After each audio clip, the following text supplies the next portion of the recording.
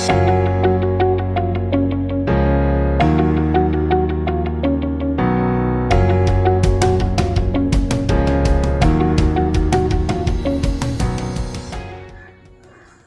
everyone. In this module, we'll take on the challenge of how do we assign fair and meaningful grades to those students who maybe are working behind grade level and are needing additional support.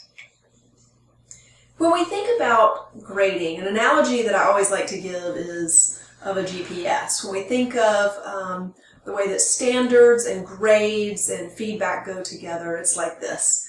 Your GPS, the GPS that you're using to get around town, it gives you information on, it keeps up with information on where you're going, your destination. So you put in your destination, it knows where you're going. The GPS then tells you where you are right now. And that's really the only useful information that it can give you. It doesn't average where you've been the last 2 hours. It tells you where you are right now. And the most useful information that the GPS gives you is then turn-by-turn directions on where to go next. And when we think about standards, grades, and feedback, they should be working together in this way as our school, particularly if the primary purpose of our assessment is to inform our instruction and to help students grow and learn. So the standards, or the learning targets, are our destination. That's where we're going at the end of this unit or at the end of this year. The grades give us information on where we are right now. That's the only thing that a grade can accomplish, is to tell a student where that student is right now. And so it better do that very well, because that's all it can accomplish.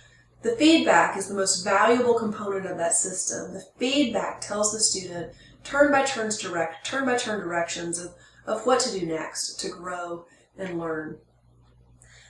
Once we have healthy assessment and grading practices in place, we have to then figure out, how does this apply to all students? And we don't want this to be an afterthought. We want careful thought to go into developing our healthy grading and assessment practices to from the beginning, to be thinking about, how does this apply to all students? And when we think about those students who need support or need intervention, certainly those students who have IEPs or ILPs or SSPs, those students who have plans in place to support their learning because of a diagnosis, because of a disability, those students certainly are part of who we're talking about, but we're also talking about students who maybe are struggling because their native language is different from the language of instruction. Their primary language is different from the language of instruction. There are also many students who haven't qualified yet or haven't been identified yet as having a disability. And there are plenty of students who are behind grade level and they don't have a disability. There is no neurological reason for their learning difference. But each of these students who is struggling in the general education curriculum or who's behind grade level temporarily poses a challenge for us when it comes time to assign a grade. We get to the end of the grading period and we've all struggled at some point to try to identify what is the fair and the meaningful grade. So really, we are talking about any student who is struggling or behind grade level on a critical skill, on something really important for students to gain that academic year. Even though this may only represent about 20% of the student population on average, every teacher faces this challenge at some point. Every teacher has gotten to the end of the grading period and faced a challenge with what is the right grade to assign for this student.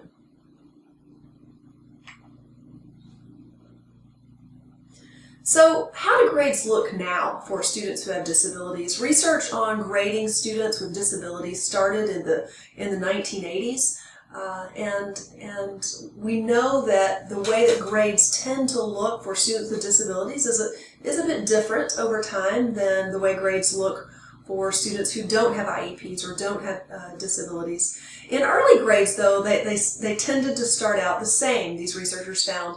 So grades for young students tend to look like everybody else's grades. Some of this is in part due to the way grading scales look. In early childhood, the grading scale has traditionally looked like having a category of progressing. There's often a category of progressing.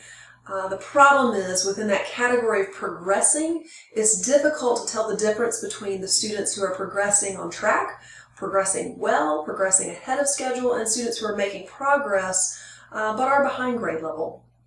In middle grades, the research has led us to know that teachers begin to modify the grade, and some of this is with the best. It is with the best of intentions, certainly, that teachers want students to have a feeling that they can succeed, and so teachers would get to the end of the grading period and realize that I really think this student deserves about a B. How can I make that happen? How can I manipulate the grading procedures or the math in order to help this student have a B? Unfortunately, what we have learned is that when grades are inflated, but that grade is not clearly connected in the student's mind to something that they have accomplished, students begin to see the grades as something, a reflection of who they are, which you can't change, rather than a reflection of what they do, which you can change. And for that reason, students tended to lose motivation rather than gain motivation by seeing that they can. So this method, even though it's well-intended, backfired.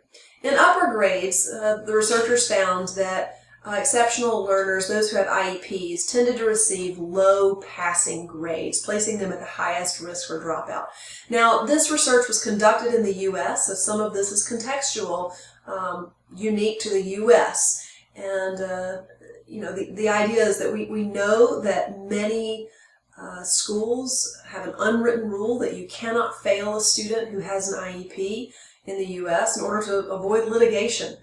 It's not illegal for a student who has an IEP to get the lowest grade.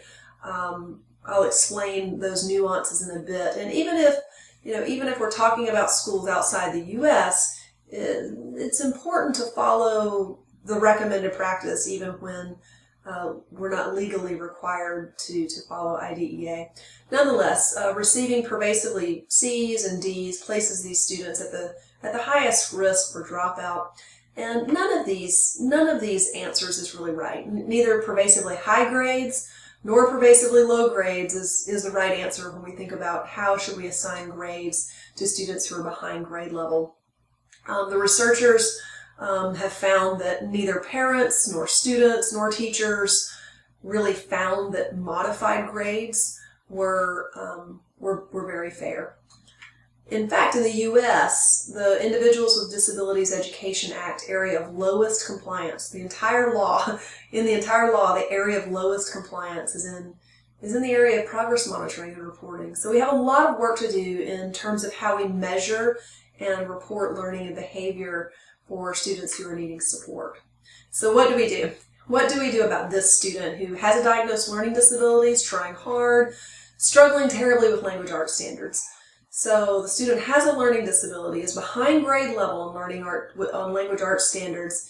Is it right to give this student an A, a B, or if we're using a numerical system, a 4 or a 3? Is it fair to give the student a failing grade or a 1? What about the dual language learner, the student who is a new English learner? Her family is not speaking English. She's newly arrived and she's struggling across many content areas. It's great. She's going to master more languages than I have, but she's struggling temporarily across content areas. Is it right to give her an A or a 4? Is it fair to give her a 1? What about this student? This student is struggling terribly with math standards, behind grade level, not on grade level at all, does not have a diagnosis, maybe will, maybe won't, maybe it's a temporary struggle, is making a lot of progress. Let's say he's progressed a year and a half in the past year, but he's still below grade level. What's the right grade to give him? So pause the video for just a moment and think about what is the right grade, or how might we have gone about grading each of these students in the past. The difficulty with assigning a grade to these students, and probably any of the students that you can think of where you've encountered a similar struggle in the past, is trying to identify what's fair versus what's meaningful, what's accurate versus what seems fair for this student.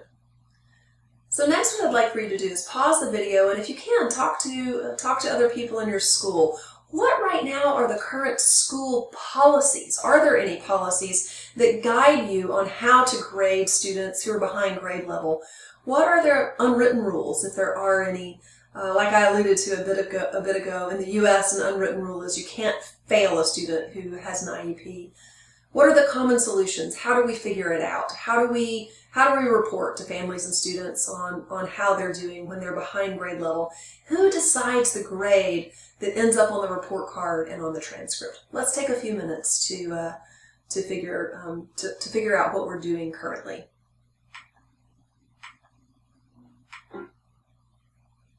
What the researchers found commonly happens is that progress on goals, like IEP goals, is usually reported separately from the grade. A separate report. The goals are often not resembling the general curriculum goals, and that specialists like special education teachers, speech therapists, physical therapists are providing those reports, while general education teachers are completing the report cards. The general education teachers are determining what grade ends up there. You can see this is not new research. I think if we were to repeat this research, we would probably find out that general educators and special educators are collaborating more often to determine that grade. What the researchers did find was that more than 90% of teachers, when it came time to assign that grade, were informally adapting the grade. More than 90% of teachers were coming to the end of the grading period and saying, I don't feel that what was generated here is the fair grade. I think it needs a tweak, and let me see how I can make that happen. So what kind of adaptations did the researchers find that teachers were making? Well, first they found that they were adding points for behavior. He tried so hard, so that's a grade higher. They were adjusting the scale. So if we looked at a more traditional way of grading in which maybe 90 to 100 was an A, or 93 if we're more rigorous, they might adjust the scale and make 85 to 100 an A. The teachers made adjustments of the weight, so they might weight assignments that were take-home or collaborative assignments more heavily, and some were grading solely based on progress. He made a year and a half's progress in the past year. That's an A. The problem is that these type of grading adaptations don't work in a model where we're grading against a standard or proficiency or competency. The question changes. The question has changed from how is the student performing in language arts globally to how is the student performing on this proficiency, on this standard, on this expectation. And so it's difficult to answer that question any other way than by saying, this is how that student performed on that skill. So we have to ask ourselves, do we want standards-based grading or healthy grading practices for some students? As a person with a background in special education, I would argue that of all of the students in our building, the students who need the best information on how they're performing and what to do next, the ones who need the GPS to work for them the best, are the students who are often getting the least helpful information on their performance. We don't want healthy grading practices for some students. We want healthy grading practices for all students in our building. We want to make sure that this assessment system that we develop and this culture of assessment and grading is supportive for all students to make progress and grow. So what I'd like to do next is introduce you to the differentiated assessment and grading model. If you browse to leadinclusion.org and go to the blog, you will find a blog entry that has this photo, this slide, as a cover to the entry. So if you'd like to read more about previous research on grading and students with disabilities and see a written description of this model, you can find it there.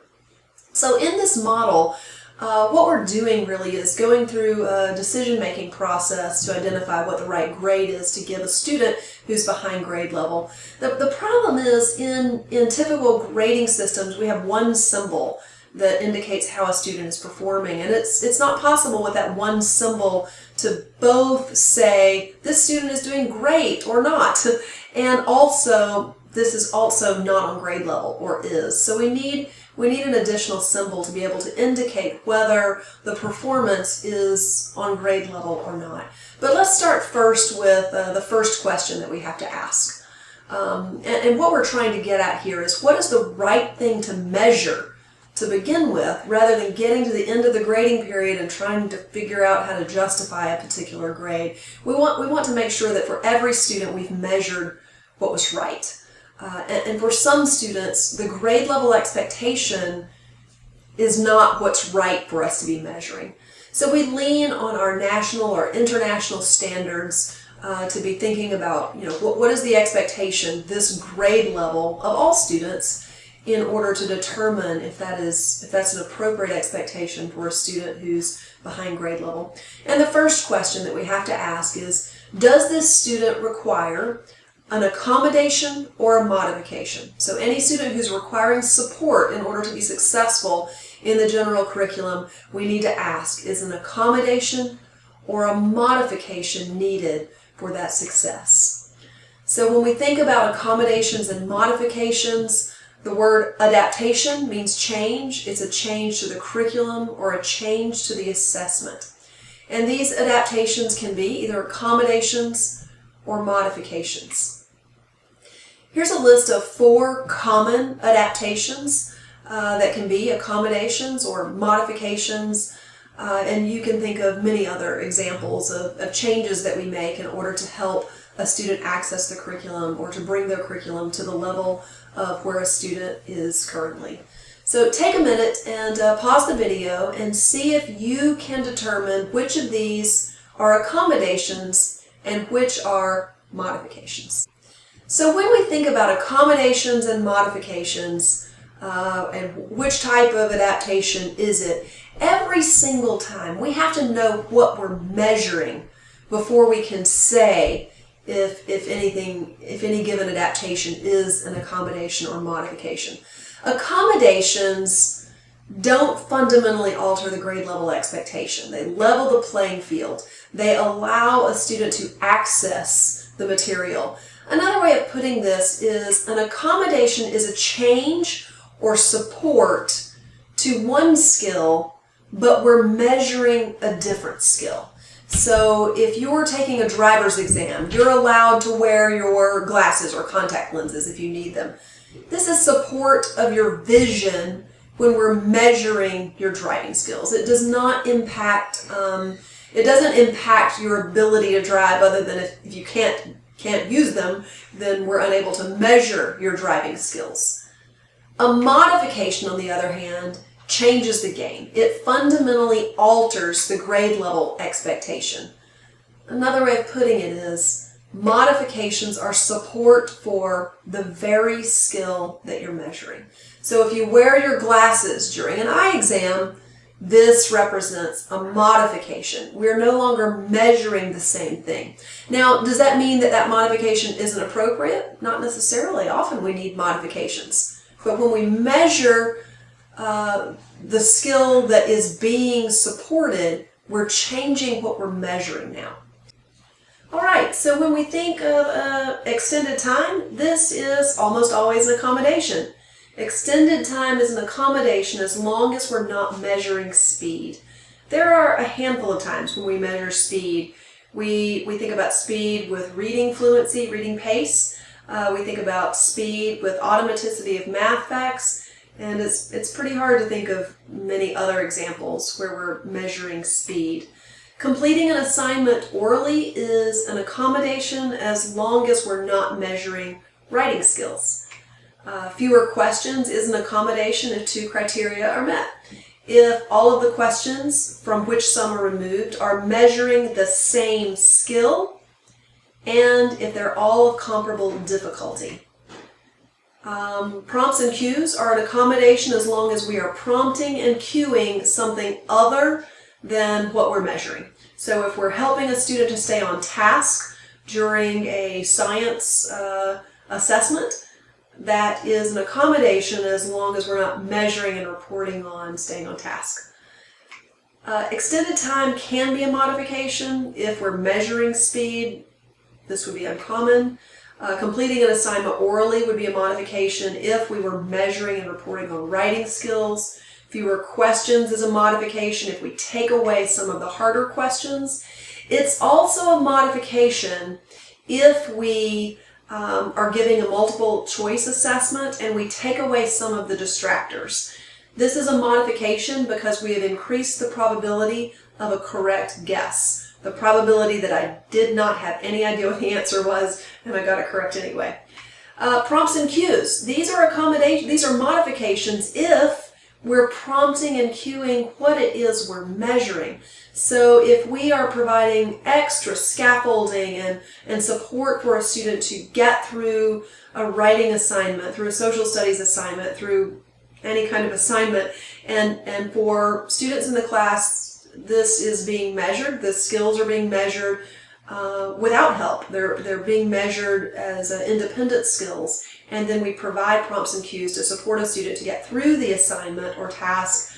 We've now modified it. And it's important that we know this because we have, again, changed what we're measuring.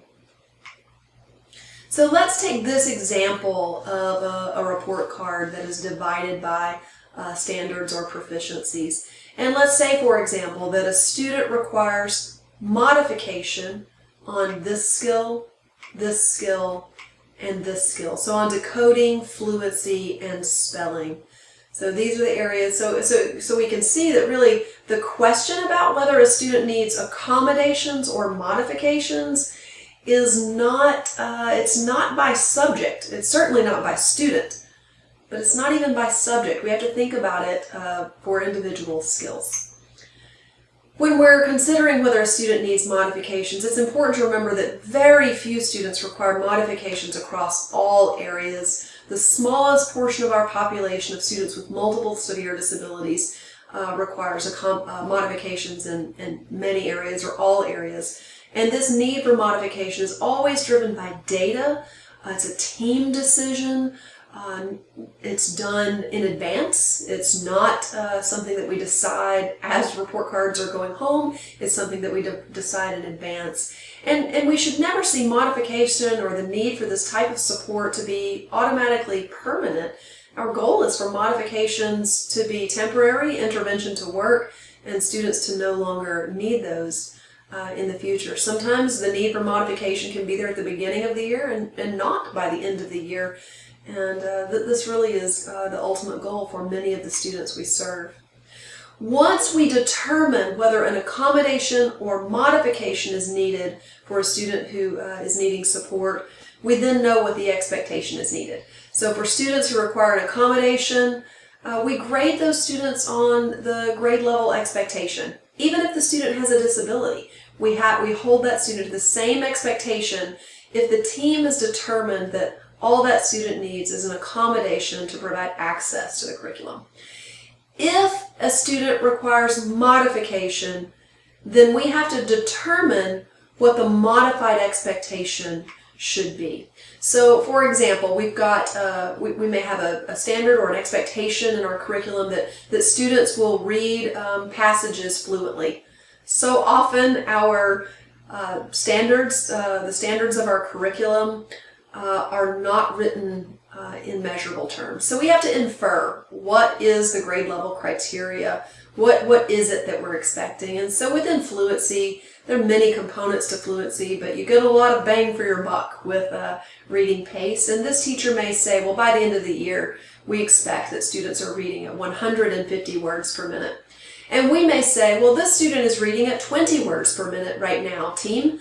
What is a comparably rigorous goal? So we need to modify it because our data indicate that this student will not be reading at 150 words per minute. But let's set a high bar. And this bar, this modification, should make us a little uncomfortable. We should feel like we're shooting really high here. So we may say that we expect that this student will read at 80 words per minute by the end of the year. So this is a comparably rigorous goal for this student. It's not 150 words per minute, but it is comparably rigorous to that goal for this student. Once we know what expectation we're using, whether we're using the grade level expectation or a modified expectation, we now have our assessment strategy. So for the student who is requiring only accommodations, we use a grade level expectation. We allow the accommodation and we assess that student with no additional changes. For the student who is requiring modifications and a modified expectation, we have to determine what our intervention is that we'll use to support that student and how we will measure progress on that modified expectation. And everyone on the team uses the same scale of measurement. Again, if a student's requiring accommodations, there's no need to make any changes. We grade that student on the grade level expectation, but modifications fundamentally altered what we were measuring. So for students requiring modifications, we use our scale, whatever the scale is that we've determined that will report progress on for all students. We use this but apply it to the modified expectation. When we've determined a modification is needed, there's no need to report on how the student is performing on the grade level expectation because the team has agreed that the student is not on grade level. So saying the student got a 1 or a failing grade, that's not new information and it's not enough information.